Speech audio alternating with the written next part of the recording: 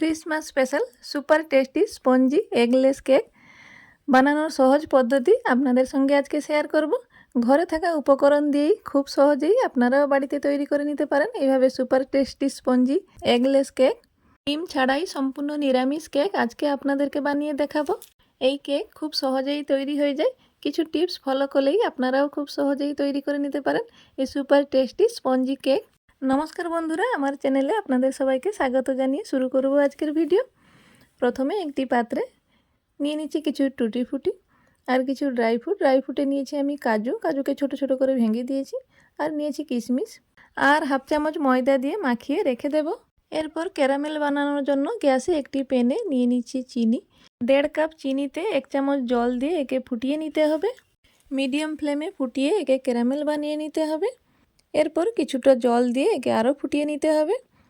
Caramel ready হয়ে গেছে, এবার ঠান্ডা করে নেব। আরেকটি পাত্রে নিয়ে নিচ্ছি 1 কাপ ময়দা, কাপ নিয়েছি গুঁড়ো দুধ, 1 চামচ বেকিং পাউডার, হাফ চামচ বেকিং সোডা দিয়ে চালিয়ে নিয়েছি। এরপর ক্যারামেল ঠান্ডা করে এর সঙ্গে মিশিয়ে নিচ্ছি। যত ভালোভাবে ব্যাটার তৈরি হবে কেক তত স্পঞ্জি হবে আর ফুলবে।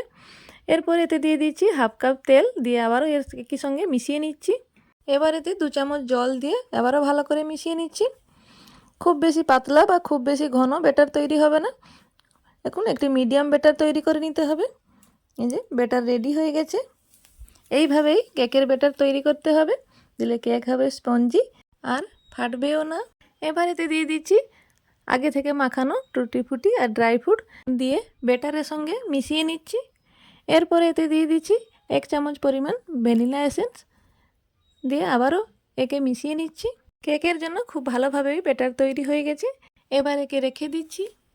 এবার কেক তৈরি করার জন্য আমি এখানে 4 কোনা কেকের ছাঁচ নিয়েছি, আপনারা ঘরের যে কোনো পাত্রই নিতে পারেন।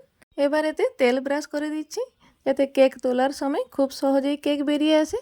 এর উপরে দিয়ে দিচ্ছি বাটার পেপার, তার উপরেও আবার তেল ব্রাশ করে নেব। চারপাশেও এইভাবে বাটার পেপার লাগিয়ে তেল ব্রাশ করে নিচ্ছি।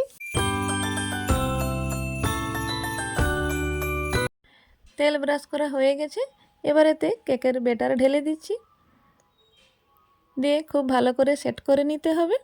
এবার কেককে আরও সুন্দর বানানোর জন্য উপর থেকে কিছু ড্রাই ফ্রুট আর টুটি ফুটি দিয়ে সাজিয়ে নিতে হবে। আপনাদের পছন্দের মতন সাজিয়ে নিতে পারেন। আমি কিছু কাজুকে এইভাবে ডিজাইন করে নিয়েছি, আর এতে দিয়ে দিচ্ছি কিছু চেরি ছোট ছোট করে কেটে নিয়েছি। এবার এতে দিয়ে দিচ্ছি কিছু টুটি ফুটি যাতে দেখতে আরও সুন্দর লাগবে। যে দেখুন এইভাবে আমি সাজিয়ে নিয়েছি।